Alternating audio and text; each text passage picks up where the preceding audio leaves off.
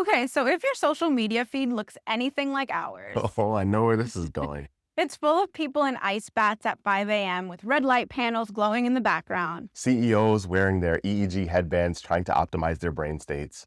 Right, and we get it. When you're stretched thin, the promise of a gadget that gives you back energy or even focus feels very appealing. But here's the thing, most people are stacking recovery tools on top of a foundation that just really isn't there yet. And the tools themselves, the evidence is a lot more narrow than the marketing actually suggests. So today, we're going to break down what's overhyped and what's actually helpful.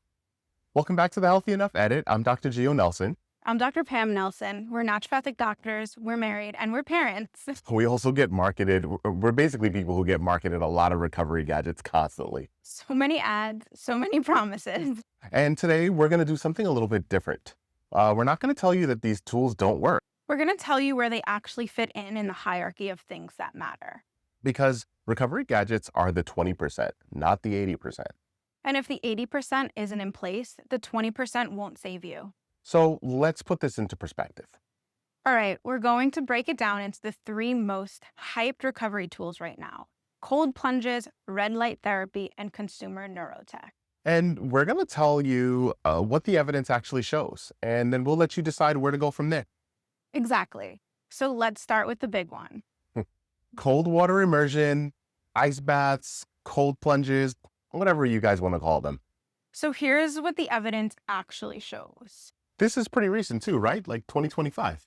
Yeah, a 2025 systematic review, 11 studies, over 3,000 participants. And what they found is that cold exposure can reduce perceived stress and slightly improve sleep quality in some people. Now, the keywords here are slightly and in some people. All right. The effect typically lasts about 12 hours after exposure, not days or weeks. So this isn't some cumulative long-term transformation that the marketing suggests. Not at all. And here's the bigger issue. Most studies were small, short-term, and didn't include diverse populations or high-stress working adults. This means that we don't actually know whether the cold plunges provide meaningful long-term benefits for everyday stress or burnout. Exactly. So if you enjoy it and it fits in your routine, by all means, keep it going. But this is not compensating for chronic sleep deprivation or overwork. Right. It can outpace the ongoing strain if you're still running on 5 hours sleep and no boundaries. And don't get us wrong here, hydrotherapy has been used for thousands of years, but ending your morning shower with 30 to 90 seconds of cold water may provide the same benefits as that expensive cold water bath. And it's free? And it is free. So, all right, so that's the cold water plunges. What about red light? Red light therapy. This one is interesting because there is solid clinical evidence for it. But it's only for specific uses. Exactly. So red light has good data for wound healing, certain inflammatory skin conditions, and some types of localized pain. The interesting thing is that many of these devices are cleared as Class 2 medical devices for these indications. So the safety profile is generally good, and for those targeted uses, it really works. Where the hype runs ahead of the data is in the broad claims about longevity, fat loss, hormone balance, and even whole body optimization. Yeah, those outcomes are based on early, small, and highly specific studies, not yet replicated in real-world population. So context matters here. If you're using red light for a targeted reason, like post-workout recovery or skin support, Yeah, that's different from expecting it to replace sleep or manage chronic stress. right. This is a top layer tool, not a foundational one. Exactly. All right, last category, consumer neurotech. This one gets interesting. Yeah, very interesting. Yeah, so consumer neurotech, the EEG headbands, vagus nerve stimulators, brain training wearables, This category sits in a regulatory gray zone, meaning? meaning many of these devices are marketing as wellness tools rather than medical devices. So they often reach consumers without rigorous evidence of effectiveness or safety. And a lot of legal and ethics scholars have raised some concerns that the products might not actually work as advertised. Yeah, and they may expose sensitive neuro or biometric data. And it also may create a whole new layer of performance pressure around brain states that we're quantifying, but not even fully understanding. Right, and here's what we know from a nervous system perspective. The biggest levers for focus, calm, and resilience are still the boring ones. Predictable sleep windows, daily movement, natural light exposure, and actual time off from work and devices. Neurotech men may add incremental benefits for some people who already have those basics in place. But it cannot substitute for them. No, and you can't skip the basics.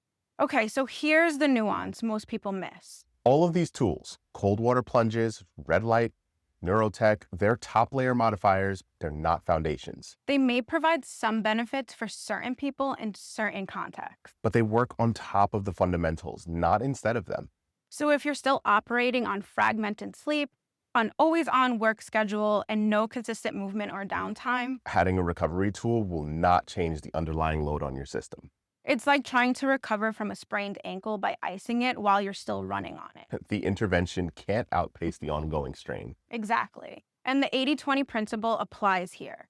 The most impactful changes for stress, energy, and nervous system regulation are low-tech, repeatable, and free. Recovery gadgets are the 20%, not the 80%. So if the 80% isn't in place, the 20% won't save you, No matter how expensive the gadget is. no matter how expensive. All right, so instead of buying a tub, a panel, and a headset, What should people actually do? all right, so ideally you want to build a 20-minute nightly wind down so that you can do it anytime, anywhere. And if later you want to add on that cold plunge or red light session because it feels enjoyable, great. Right, the baseline is what we're about to walk through. Here's a simple protocol that supports nervous system downregulation more consistently than any gadget on the current market. Part 1, fixed shutdown plus screen curfews. Choose a hard stop time for work. This includes emails, at least 60 to 90 minutes before bed. This reduces the cognitive arousal and late night stress loops that are strongly linked to insomnia and fragmented sleep. Pair that with a screen boundary. No scrolling or stimulating content in that same window. This is going to improve sleep onset and quality more reliably than any cold session we've ever seen in the literature. Which is saying something. Yeah. Part 2, a simple downshift ritual. So pick one of these that we're going to suggest and repeat them on most nights. Option A, a 10 to 15-minute walk outside or by a window in bad weather, focusing on slow nasal breathing.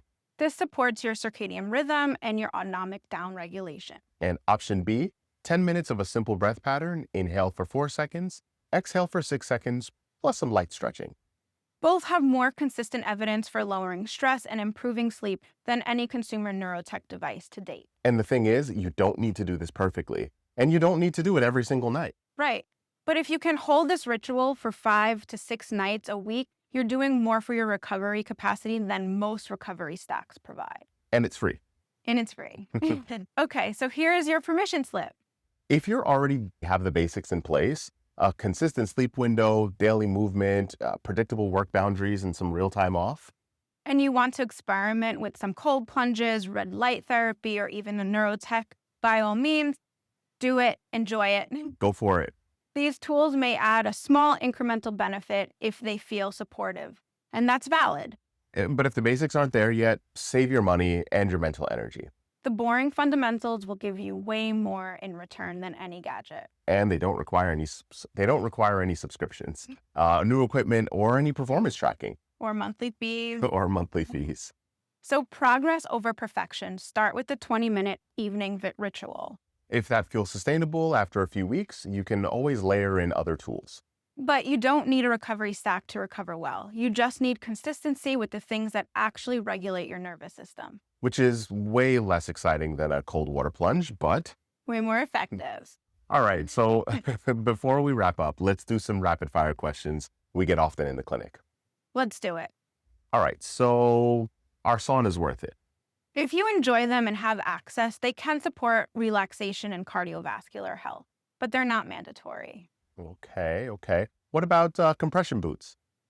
They may help with muscle soreness after intense training, but they won't fix chronic stress or poor sleep. Another good one, weighted blankets. Some people find them calming. I do. They're cheap, they're low risk, and they're worth trying if you're curious. Grounding mats.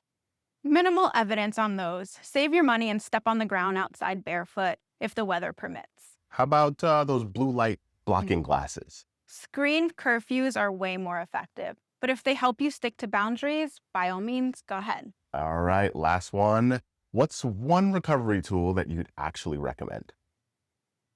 A consistent bedtime. Very boring, but true. The most boring, the most true, probably the most difficult. All right, so let's do a quick recap. Recovery gadgets are top layer tools. They work on the top of fundamentals, not instead of them.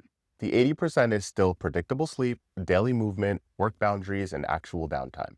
The 20% is the gadgets. And the 80% is if the 80% is already in place. So let's start with the 20-minute evening ritual that's free, evidence-backed, and sustainable. Everything else is optional. You're already doing enough. You don't need to optimize everything. All right, if you want a more calm, evidence-informed take, subscribe and hit the bell icon. Thanks for watching. See you next week.